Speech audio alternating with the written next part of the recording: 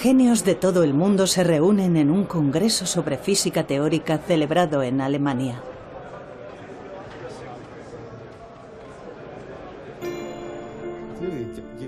Los físicos teóricos intentan descifrar el universo solamente con fórmulas matemáticas. Ahora se enfrentan a la última gran pregunta que le queda a la raza humana. ¿Cómo comenzó el universo?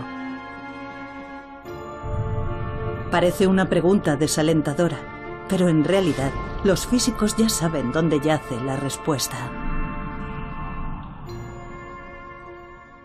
Son los lugares en los que nuestras ideas de espacio y tiempo se vienen abajo. La ciencia, por lo tanto, no sería capaz de determinar cómo comenzó el universo. Los lugares a los que se refiere Hawking son los agujeros negros que engullen todo con su enorme gravedad. Ni siquiera la luz puede escapar de su profunda oscuridad, pero si su centro pudiera expresarse con una fórmula matemática, por fin se explicaría todo el universo.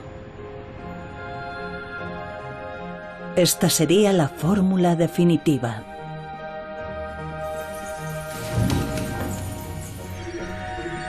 Sin embargo, en la búsqueda de esta fórmula, los físicos se han topado con inimaginables obstáculos.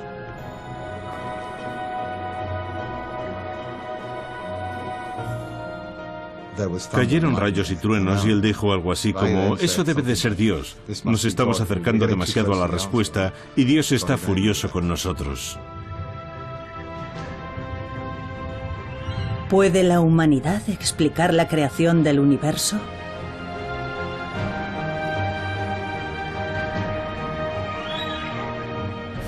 Armados solo con fórmulas, los físicos se han propuesto siempre metas muy ambiciosas.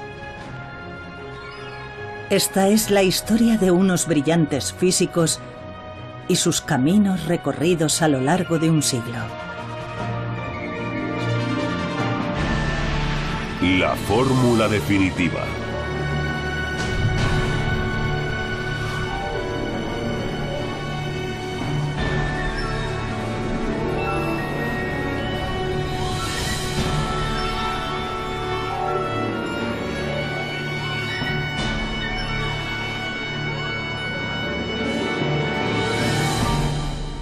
¿Cómo nació el universo?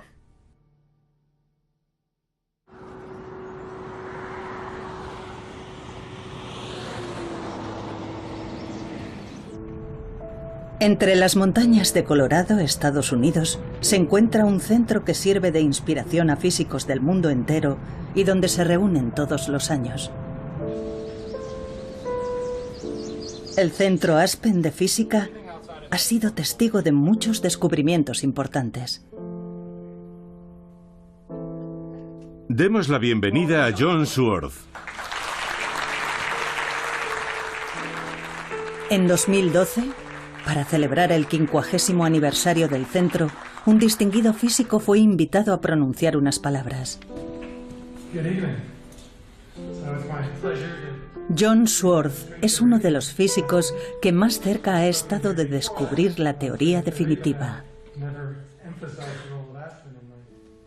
Nos topamos con un prometedor enfoque para llevar a cabo la idea de Einstein de una teoría unificada. Ya teníamos una teoría única sin ninguna arbitrariedad que se suponía que describía todas las fuerzas de la naturaleza. Sworth ideó una nueva teoría llamada teoría de supercuerdas.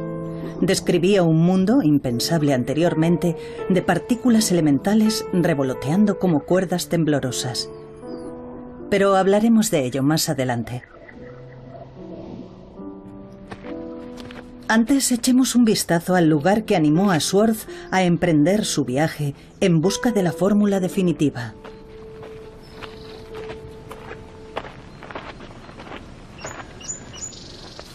Este observatorio está en lo alto de una montaña a las afueras de Los Ángeles. Es un lugar de gran importancia histórica que un día fue visitado por cierto físico. Esta es una fotografía de Einstein aquí arriba. Aquí se llevó a cabo un descubrimiento que revolucionaría el mundo de la física teórica. El universo se expande. Este fue un importante descubrimiento. Desde el Big Bang, hace 13.700 millones de años, nuestro universo se expande a partir de un solo punto.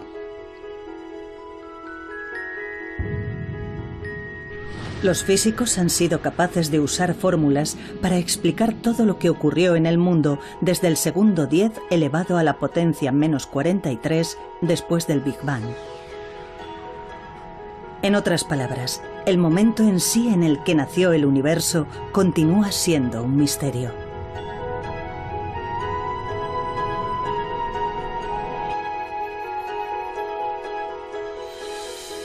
La fórmula definitiva desentrañaría los secretos del inicio del universo y explicaría todo lo que existe. Fue un brillante físico quien abrió este camino épico. Albert Einstein. Albert Einstein es una figura legendaria para la física del siglo XX.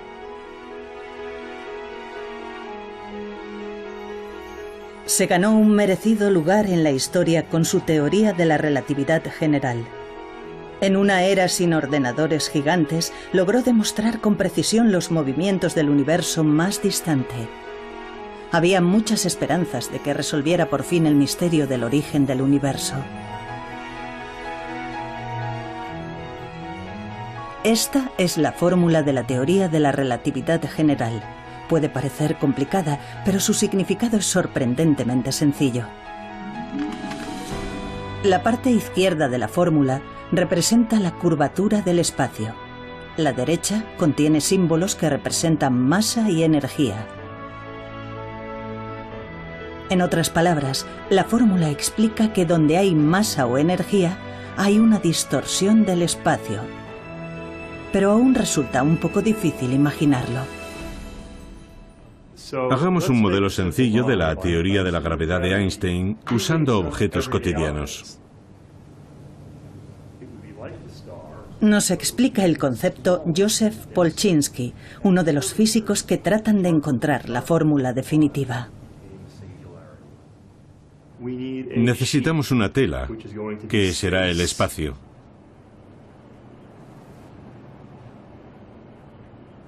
Ya tenemos un buen modelo para reproducir el efecto.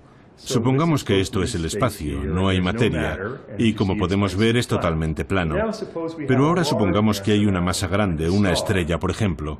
Lo que pasará entonces es que el espacio se curvará. Si el planeta se mueve, por supuesto, no se moverá en línea recta, se moverá en círculo y orbitará alrededor de la estrella. Cuando pensamos en la gravedad, seguramente nos imaginamos una estrella que es atraída por otra que se mueve en círculo. Así. Según la teoría de Einstein, no obstante, la masa de la estrella hace que el espacio-tiempo se distorsione y como consecuencia de ello, las otras estrellas siguen la curvatura creada por la masa. Esta curvatura del espacio-tiempo se vuelve más extrema y potente cuanto más pequeñas y pesadas son las estrellas. En base a esta teoría, Einstein hizo una atrevida predicción. Donde hay una fuerte gravedad, hasta la luz se curva. Si esta teoría fuera efectivamente correcta, significaría que una estrella oculta tras una estrella más grande sería visible, porque la gravedad curva la luz. Y su predicción demostró ser correcta. Esta es una foto de un eclipse total de Sol. Las estrellas que se ven alrededor del Sol aparecen ligeramente apartadas de donde están realmente. Ello es debido a que la enorme gravedad del Sol ha provocado que se curve la luz de lejanas estrellas.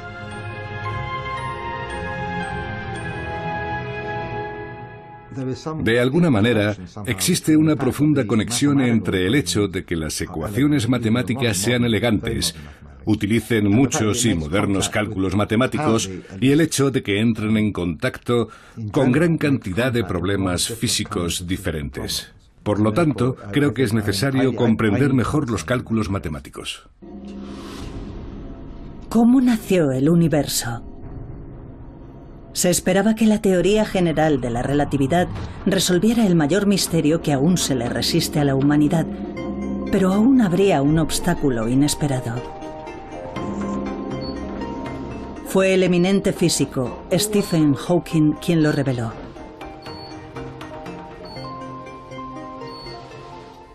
Hola. ¿Cómo están? A pesar de sufrir una enfermedad incapacitante que paraliza los nervios del cuerpo, Hawking volcó su brillante mente en abordar el misterio del inicio del universo. Hawking se ganó el aplauso del mundo científico por realizar un importante descubrimiento relacionado con el Big Bang que marcó el comienzo del universo. El universo se originó desde un único punto y continúa expandiéndose. Si volvemos atrás en el tiempo, podemos reconocer otro fenómeno similar. Es el fenómeno de los agujeros negros. Hawking demostró que el centro de los agujeros negros y el Big Bang eran matemáticamente lo mismo.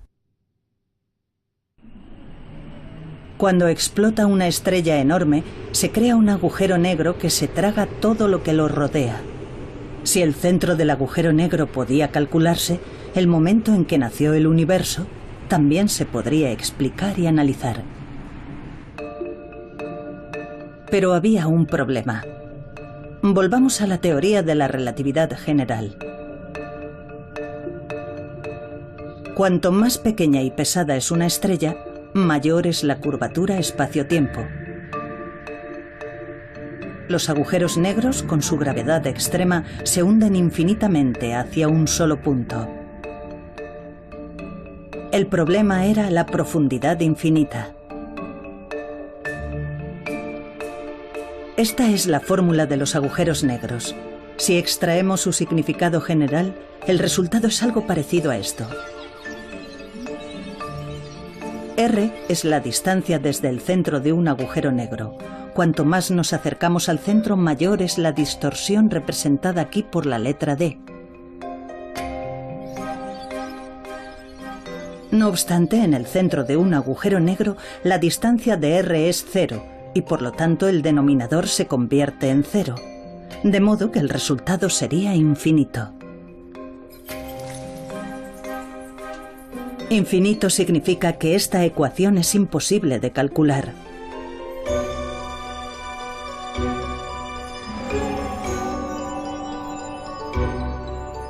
En otras palabras, la ecuación de la teoría de la relatividad general no puede aplicarse al centro de los agujeros negros. Si no podemos explicar el centro de los agujeros negros, el misterio del origen del universo también seguirá sin resolverse. Así que la teoría de la relatividad general, después de todo, no fue la fórmula definitiva. Son los lugares en los que nuestras ideas de espacio y tiempo se vienen abajo. La ciencia, por lo tanto, no sería capaz de determinar cómo comenzó el universo. El plano del universo demostraba ser huidizo. Los físicos aún tenían que resolver la cuestión del infinito.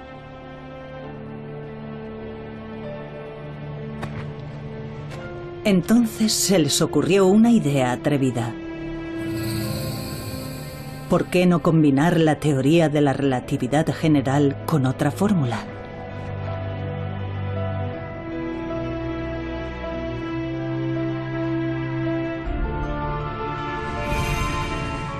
Dicha fórmula sería la de las partículas elementales. La fórmula de las partículas elementales describe con asombrosa precisión la micromateria que conforma el mundo.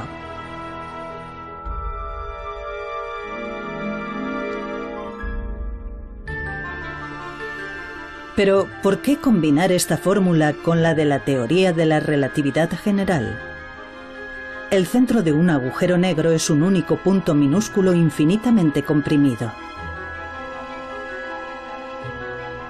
Al incorporar la fórmula de las micropartículas elementales, se creyó que el problema del infinito se resolvería, y así el misterio del origen del universo se desvelaría por fin.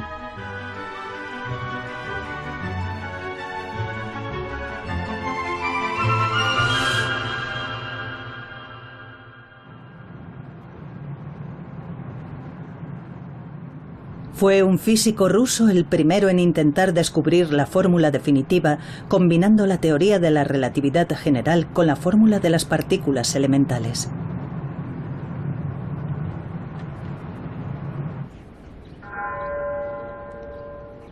A las afueras de San Petersburgo hay un bosque apenas visitado por la gente. En él hay una lápida marcada por 2 balazos.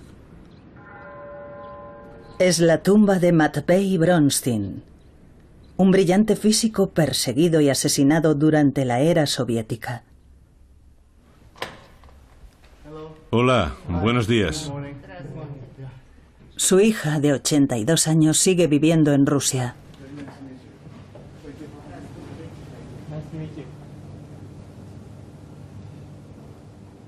Bronstein murió a los 31 años. Su familia no fue informada de su fallecimiento hasta pasado más de medio siglo.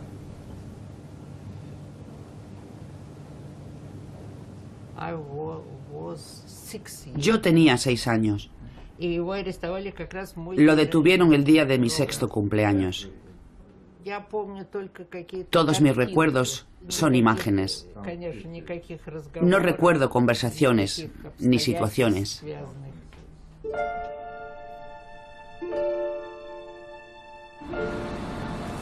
¿Qué suerte corrió Bronstein en su empeño por dar con la fórmula definitiva? Nació en el seno de una familia humilde y fue físico autodidacta. A los 19 años dominaba la teoría de la relatividad general y la fórmula de las partículas elementales, en una época en la que a la mayoría de los físicos les costaba entender dichos conceptos. Bronstein quería desmitificar los agujeros negros, pero antes de poder calcular su centro, tenía que demostrar algo.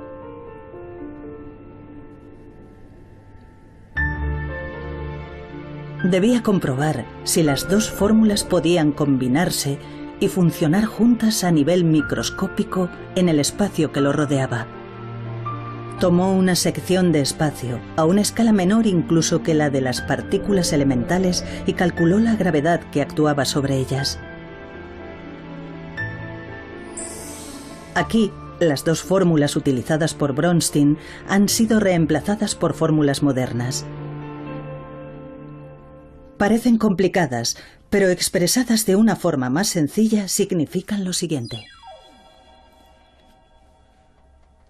La primera parte de la fórmula de las partículas elementales establece que sus cálculos se refieren al mundo microscópico. Dentro del recuadro azul, la fórmula describe la micromateria y las fuerzas que actúan sobre ella. Bronstein introdujo la teoría de la relatividad general en esta fórmula.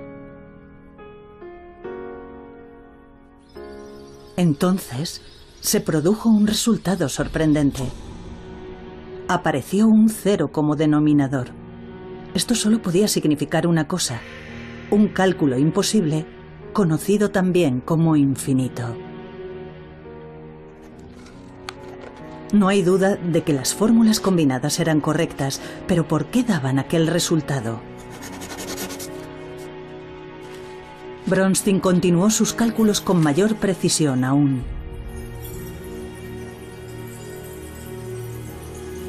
Pero, al final, solo obtuvo un número infinito de infinitos.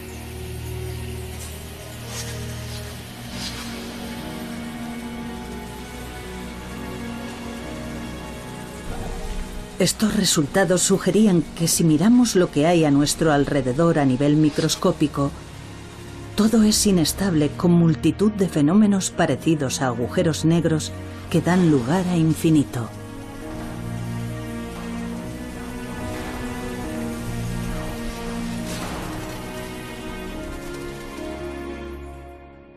Las dos teorías físicas fundamentales no funcionan juntas.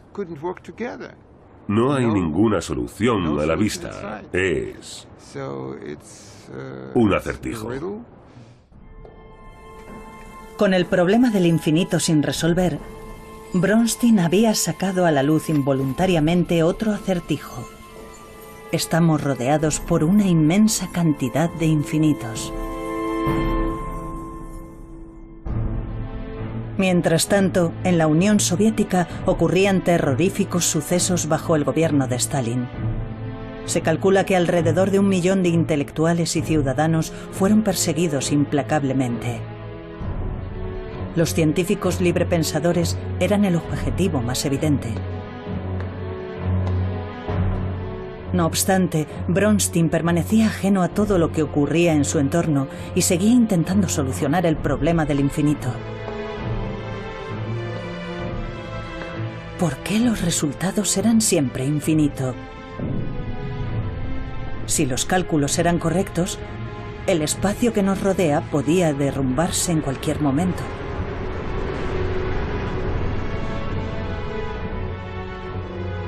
En agosto de 1937, todo acabó bruscamente. La policía secreta detuvo a Bronstein.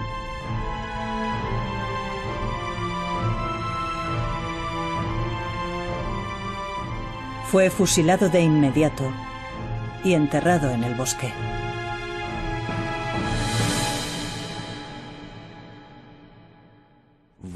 ¿Por qué Stalin ejerció aquella represión? Porque le preocupaba su poder personal.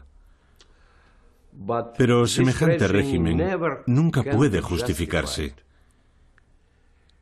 Creo que si Bronstein hubiera vivido, su contribución a la resolución del problema habría sido muy importante. Tras la muerte de Bronstein, los esfuerzos por resolver el problema del infinito continuaron durante casi un siglo. Los físicos de más talento y prestigio trataron de desentrañar el misterio del origen del universo, combinando las dos grandes teorías. Pero ninguno de ellos tuvo éxito.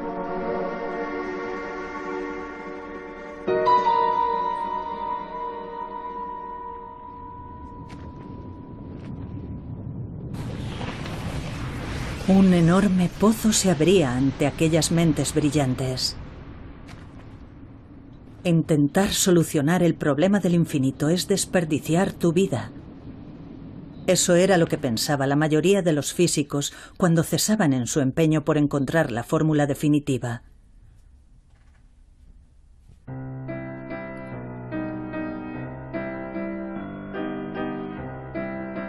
Pero en 1974 ocurrió un hecho decisivo.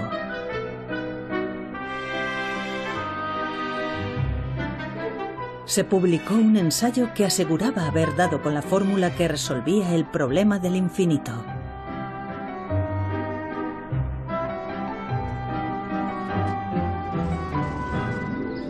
Sus autores eran dos investigadores desconocidos que habían coincidido en Princeton. Aquellos jóvenes físicos eran John Swartz y Joël Scherk, de origen francés. Su investigación giraba en torno a un campo olvidado y considerado anticuado entonces: la teoría de cuerdas.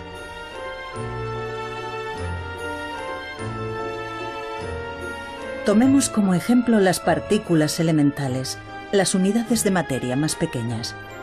Según la teoría de cuerdas, las partículas no son puntos, sino cuerdas temblorosas con diversas formas. Esta idea aparentemente extraña se basa en una antigua fórmula física que se había dejado de lado. La teoría había sido abandonada por todos, salvo por algunos testarudos como yo. Murray Gell-Mann me proporcionó un empleo durante los años en los que mi trabajo no era suficientemente valorado. Les decía a los demás que creía en la protección de especies en peligro de extinción. Sin desalentarse, desarrollaron la teoría de cuerdas y propusieron una nueva teoría de supercuerdas. La fórmula que idearon logró resolver el problema del infinito, ahí donde la gran teoría de la relatividad general y la fórmula de las partículas elementales habían fracasado.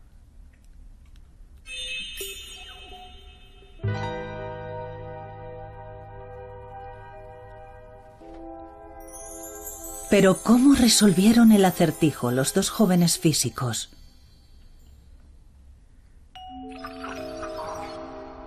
Esta es una fórmula que combina la teoría de la relatividad general y la fórmula de las partículas elementales. La parte que está dentro del recuadro expresa el hecho de que todas las partículas son puntos. Esto muestra la fuerza entre partículas que revolotean a nivel microscópico. Al expresarse con una fórmula sencilla, el denominador es r², siendo r la distancia entre partículas. Si las partículas son puntos, en el momento en el que colisionan unos con otros, la distancia r se convierte en 0. Ahora tenemos 0 como denominador. En otras palabras, el resultado es infinito cuando las partículas colisionan entre sí.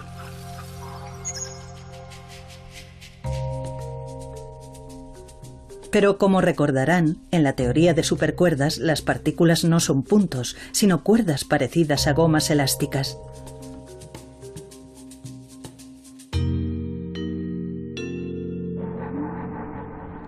Si las partículas tienen forma de gomas elásticas, ocupan cierta cantidad de espacio, de modo que, aunque colisionen entre sí, nunca acabarán siendo más pequeñas que el grosor de la goma.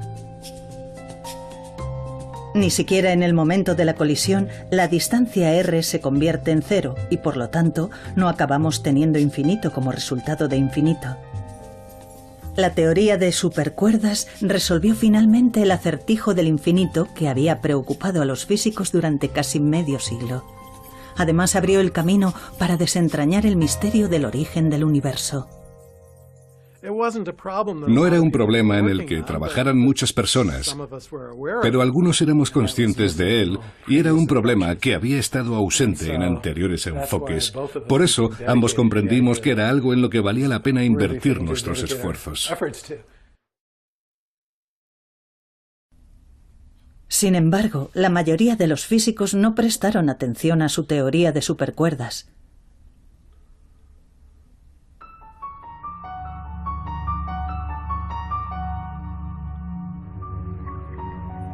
Desconfiaban de la teoría de supercuerdas. Para empezar, era demasiado diferente de la teoría de la relatividad general y de la fórmula de las partículas elementales.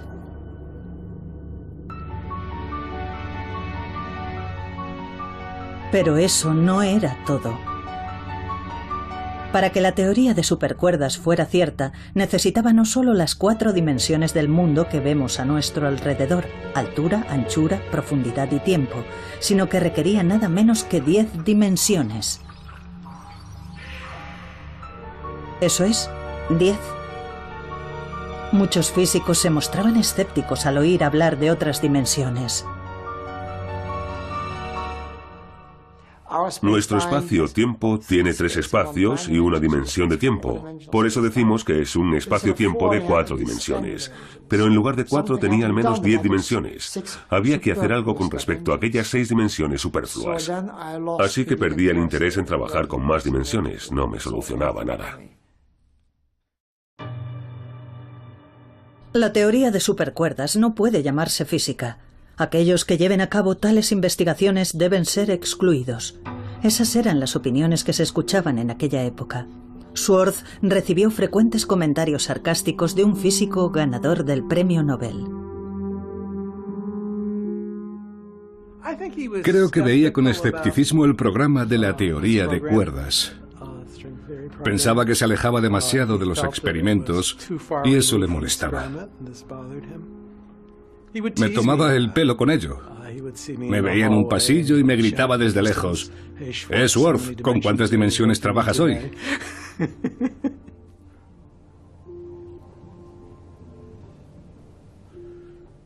Esta fotografía no es buena. Es Joel.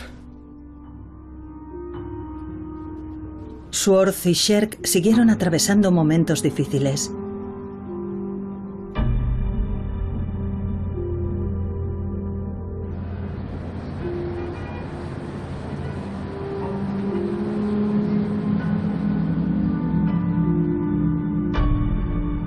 Después de que su teoría de supercuerdas fuera desechada ampliamente, Sherk cayó enfermo por una grave diabetes y regresó a Francia. ¿Por qué 10 dimensiones? ¿Y dónde estaban aquellas otras dimensiones invisibles?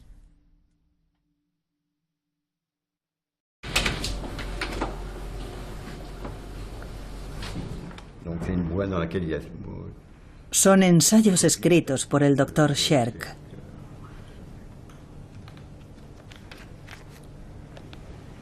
Se dice que Sherk se volcó obsesivamente en la investigación de otras dimensiones.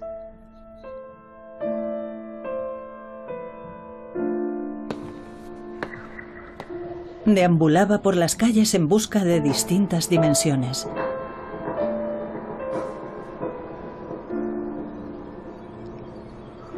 Se convirtió en un apasionado budista y se entregó a la meditación.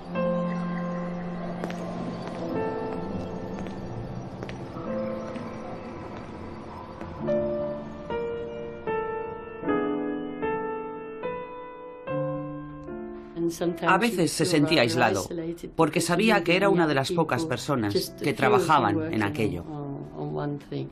Eso en ocasiones le resultaba frustrante, porque la gente opinaba. A la gente no le convencía lo que estaba haciendo, y eso le frustraba. La vida de Sherk llegó a su fin cuando tenía 34 años. En su dormitorio se hallaron pruebas de que se había inyectado una enorme dosis de su medicación contra la diabetes. Joel Sherk era una persona notable y tenía una creatividad extraordinaria. Mientras trabajó conmigo sin duda contribuyó con sus ideas. Su muerte me cogió totalmente por sorpresa. De haber estado sano y haber vivido en los años 80, habría jugado un importante papel en los acontecimientos. Eso está claro. Sherk falleció antes de poder hacer realidad su sueño de descubrir la fórmula definitiva.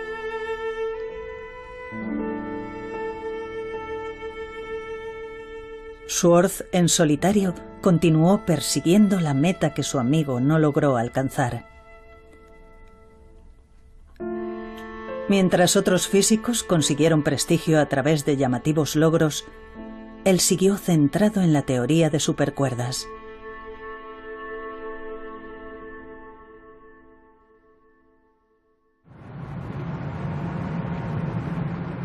Entonces surgió otra oportunidad. Un nuevo miembro se unió a la investigación desde Inglaterra, al otro lado del océano. Se trataba del brillante físico Michael Green.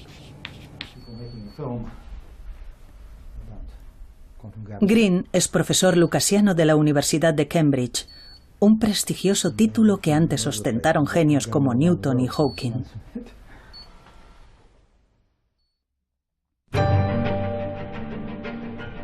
Schwartz y Green decidieron enfocar la pregunta de las dimensiones de la siguiente manera.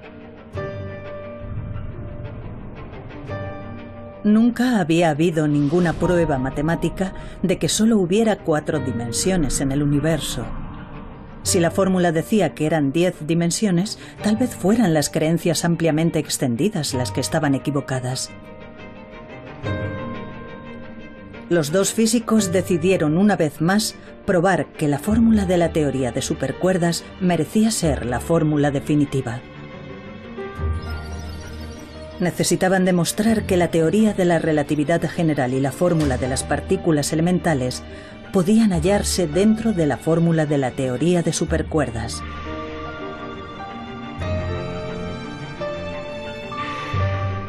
Por medio de complicados cálculos, emergieron dos fórmulas vitales.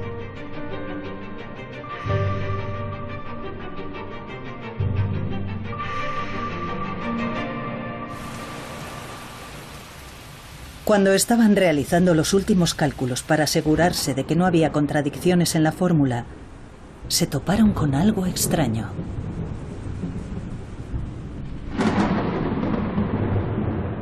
El número 496 no dejaba de aparecer una y otra vez.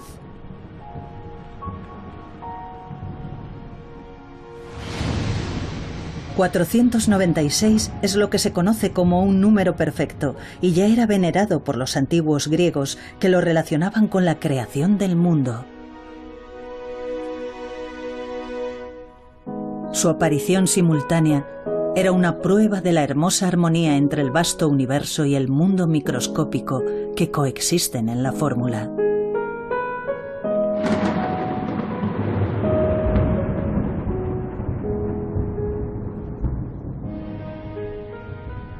Era 496. Fue un gran momento. Recuerdo que, mientras hablábamos de ese número, 496, cayeron rayos y truenos. Y él dijo algo así como, eso debe de ser Dios. Nos estamos acercando demasiado a la respuesta y Dios está furioso con nosotros. Al mismo tiempo que apareció el número 496, consiguieron combinar la teoría de la relatividad general y la fórmula de las partículas elementales sin ninguna contradicción. En aquel entonces nos parecía un milagro. Fue una situación curiosa porque nos topamos con una teoría que en cierto modo era más inteligente que nosotros, pues contenía profundas verdades que realmente no entendíamos. La noticia del descubrimiento logrado a través de sus cálculos se difundió enseguida por todo el mundo. Estaba muy emocionado y dijo, ¿os habéis enterado de la revolución? Era una época muy excitante y la gente se mostraba muy optimista porque pronto podríamos explicar el universo. Enseguida quedó totalmente claro que la teoría podía ser mucho más realista. Yo no lo creí, sigo sin creerlo. Hoy en día no quería admitir que todo lo que estaba pasando fuera una coincidencia.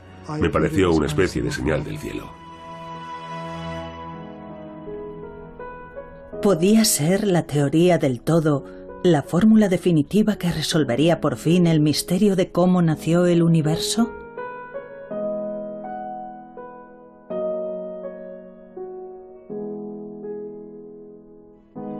Físicos de todo el mundo se pusieron manos a la obra y empezaron a investigar la teoría de supercuerdas. De repente, la teoría de supercuerdas se encontró en la vanguardia de la física.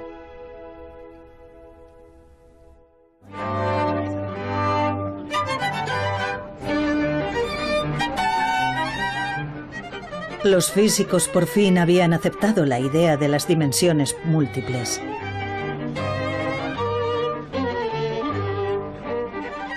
Pero ¿dónde existían aquellas dimensiones en el mundo?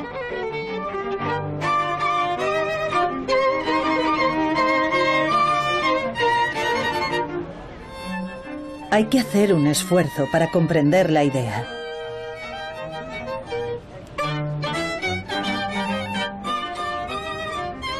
Joseph Polchinski, que antes nos explicó la teoría de la relatividad general, nos explica ahora el concepto de las dimensiones múltiples.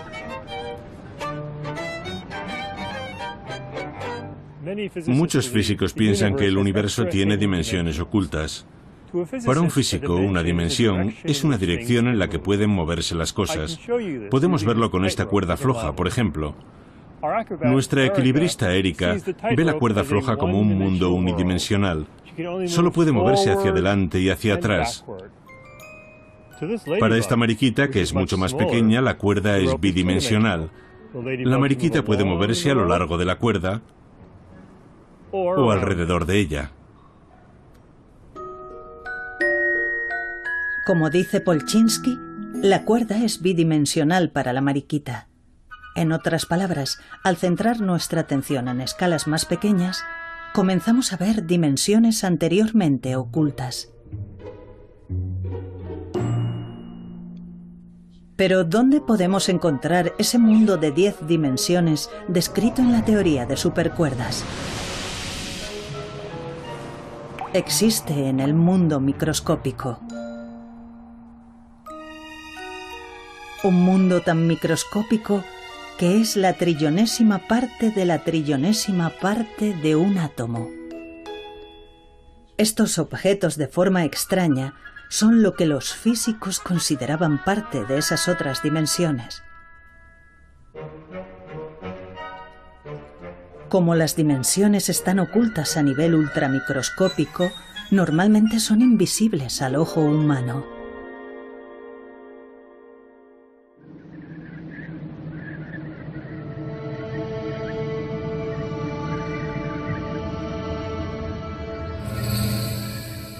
La nueva teoría de supercuerdas incorporaba las dos grandes fórmulas, la teoría de la relatividad general y la fórmula de las partículas elementales. ¿Era esta la fórmula definitiva que descifraría por fin todo lo que hay en el universo?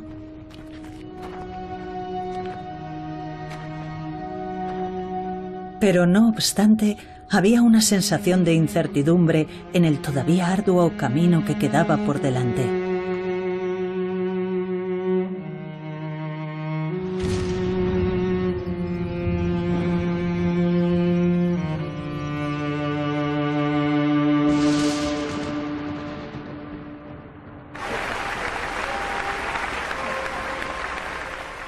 Entonces fue cuando el genio Stephen Hawking volvió a entrar en escena. Él fue quien planteó a los físicos el problema del infinito en relación con los agujeros negros. ¿Tenía la teoría de supercuerdas lo que hacía falta para ser la fórmula definitiva? Hawking respondió a esta pregunta mencionando otro problema que acechaba en la profundidad de los agujeros negros. Y así es como comienza el siguiente capítulo de nuestra historia. El nuevo problema estaba relacionado con el misterioso calor generado en el centro de los agujeros negros.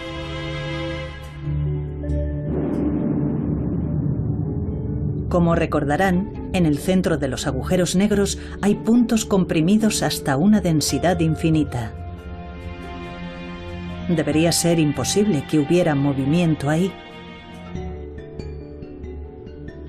Si las partículas elementales no se pueden mover, ¿cómo puede generarse calor? Esto se conoció como la paradoja de la pérdida de información de Hawking y se convertiría en un nuevo obstáculo para los físicos. Se mostraba muy escéptico hacia la teoría de cuerdas, pero sus argumentos parecían bastante buenos, así que era muy difícil averiguar en qué se había equivocado. Sin embargo, muchos creíamos que tenía que haber algún error, aunque no fuera evidente. Aquí es donde aparece un nuevo héroe.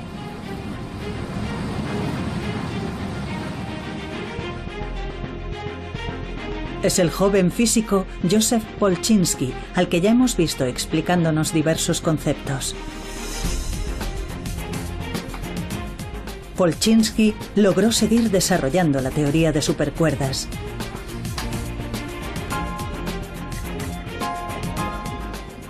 La teoría de supercuerdas describe un mundo microscópico en el que las partículas vuelan como pequeñas cuerdas temblorosas. Un día, al pasar por una lavandería durante un descanso en un congreso, a Polchinski se le ocurrió una idea. Pensó, la ropa está hecha de muchos hilos finos tejidos juntos. De forma parecida, las partículas a nivel microscópico quizá no sean cuerdas individuales, sino manojos de cuerdas. Lo realmente interesante es lo que pasa cuando tienes muchas de estas juntas. Solo unas cuantas y luego más y más.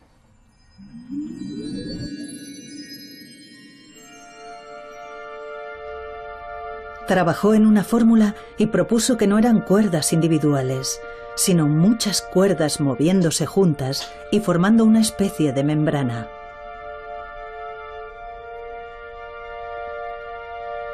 Los hallazgos de Polchinski hicieron que físicos de todo el mundo trabajasen en cálculos para identificar el calor en el interior de los agujeros negros.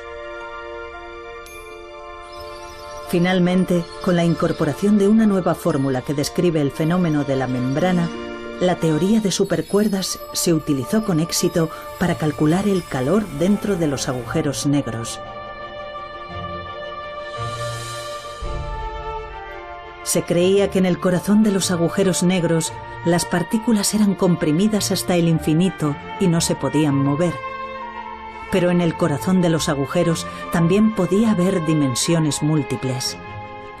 En dichas dimensiones, las cuerdas se tejen juntas formando membranas que se mueven y generan calor. Creo que la paradoja de la pérdida de información de Hawking es uno de los grandes experimentos de la historia de la ciencia. Si no hubiera defendido con tanta vehemencia que la paradoja existía, puede que la gente no le hubiera prestado la atención que se merecía. En 2004, Hawking tomó la valiente decisión de convocar un congreso en el que reconoció que estaba equivocado.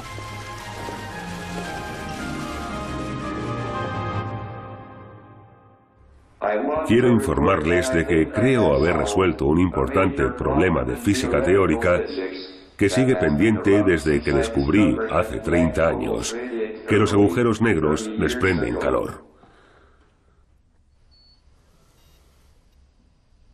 Mi ensayo sobre la pérdida de información de los agujeros negros provocó 25 años de discusiones en las que hemos aprendido mucho. Estoy encantado de que hayamos descubierto ahora que la información no se pierde. La historia lo demostrará. Hemos avanzado mucho y es posible que falte poco para descubrir la teoría definitiva.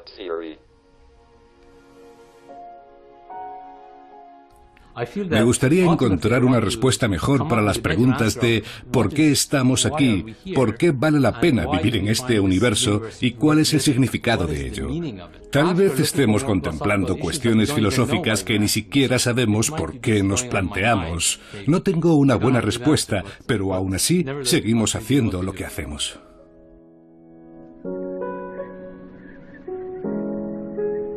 La paradoja de Hawking se superó y se había desarrollado una nueva teoría de supercuerdas.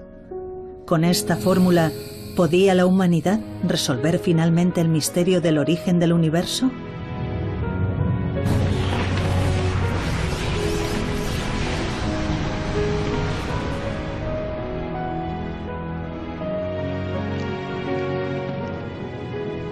En el largo camino en busca de la fórmula definitiva, los físicos se han topado con el infinito, las dimensiones múltiples y los agujeros negros. Ahora, por fin, están consiguiendo vislumbrar el origen del universo.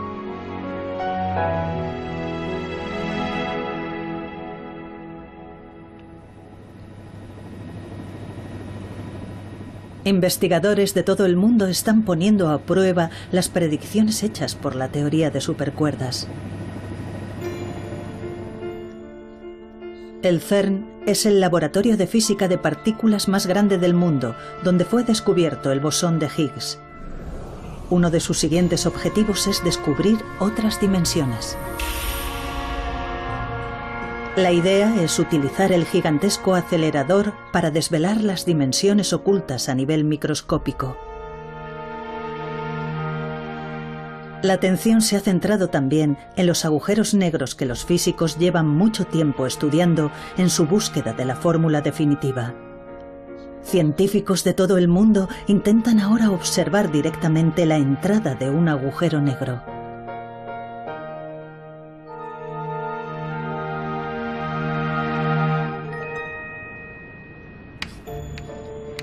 La teoría de supercuerdas sigue utilizándose en las investigaciones más recientes. Su creador, John Swartz, usó un concepto olvidado para desarrollar una teoría nueva y acercarse un poco más a la fórmula definitiva.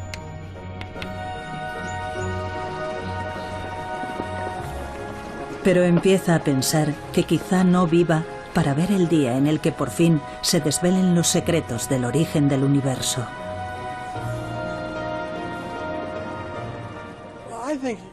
Creo que vamos a llegar muy lejos en esa dirección, tanto en el universo como en los objetos más pequeños.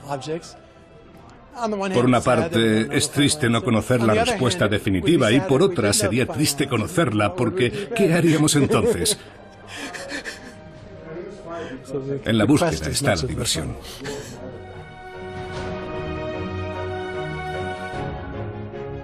Entonces, ¿cómo se creó nuestro universo?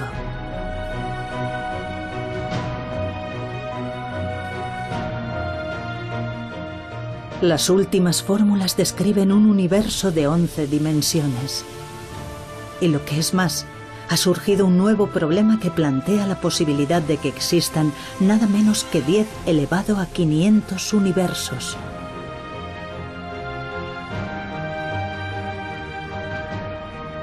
La fórmula definitiva desvelará los profundos misterios del universo.